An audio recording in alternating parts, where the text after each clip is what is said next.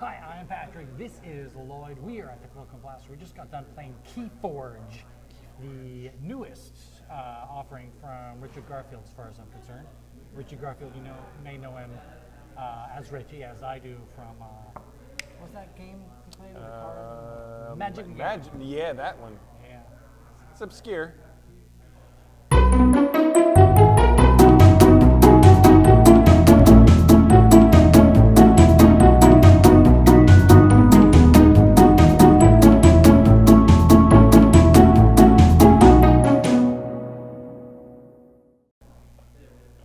Lloyd, tell us all about Keyforge. Keyforge is a card battling game where you have 7 houses. Your deck will be comprised of 3 of those 7 houses and a 35 card deck. And you are essentially battling each other to forge keys.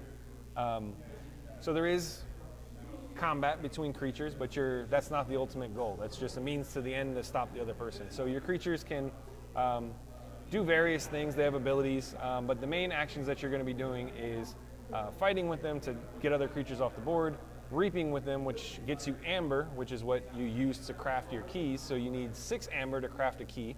You'll need 18 amber total over the course of the game to craft all 3 of your keys. So on a turn, you have a handful of 6 cards. You call a house, one of the 3 houses in your deck. So you have Logos, Dis, Untamed, Brobnar. That's fun to say.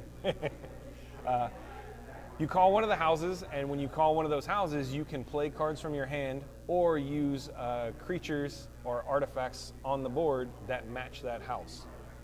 There's no mana cost. There's no cost to put the card down. If you have it in your hand and you matches the house you called, you can play it and use it.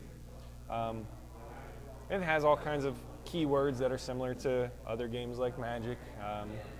Things that allow it to dodge and withstand, armor, and stuff like that. So every creature does a little something different. And essentially, that's the game of Keyforge, is building those 3 keys. Right, so the victory condition is just the first one to be able to build 3 keys, and your creatures can either make the amber, or my creatures can attack yours, and that kind of thing. So really straightforward game, very, very cool. If there's one thing that you like the most about it. I like it that it's very streamlined. It kind of follows the Hearthstone, the kind of the digital card battling format, in that I'm going to play a card, I'm going to do my thing, I'm going to attack the creature, and you're just going to sit there and watch me do it, and you're not going to interrupt me, you're not going to stop me from doing it. I get to do what I want to do on my turn. I think it takes a lot of the analysis out of, should I do this card? He might have a counter. That doesn't seem to exist in this game in its current state. So right. I do like that. I agree. That mechanism of not having to worry about mana or getting mana screwed or not having the resources to put a certain card out is completely limited. And that's probably the thing that I like the most about it, is they've actually reduced the possibility of that failing in your deck, not being able to produce something that turn and then just getting pummeled into the dirt. That and it's got fast play too. But if you had to pick one thing that you like the least, this is a unique deck game in that every deck that gets spun off the presses and printed is completely unique down to the card back design and the name. So your 35 card deck is a mix of, I think there's a pool of 400 cards or 300 and some cards. You're going to get a mix of those cards in your deck. The problem with that is that my deck that I just opened and the deck that you just opened could be vastly different in terms of quality, in that I opened a deck that has 17 rares in it and you opened one that has none. And there's no real way to mitigate that in a single game, but they do have the chain system built in, which tries to mitigate that over, hey, if we play 10 games together and I win all 10 games, guess what? I'm going to get a handicap when we play again, because you know that your deck doesn't stand a chance against mine. So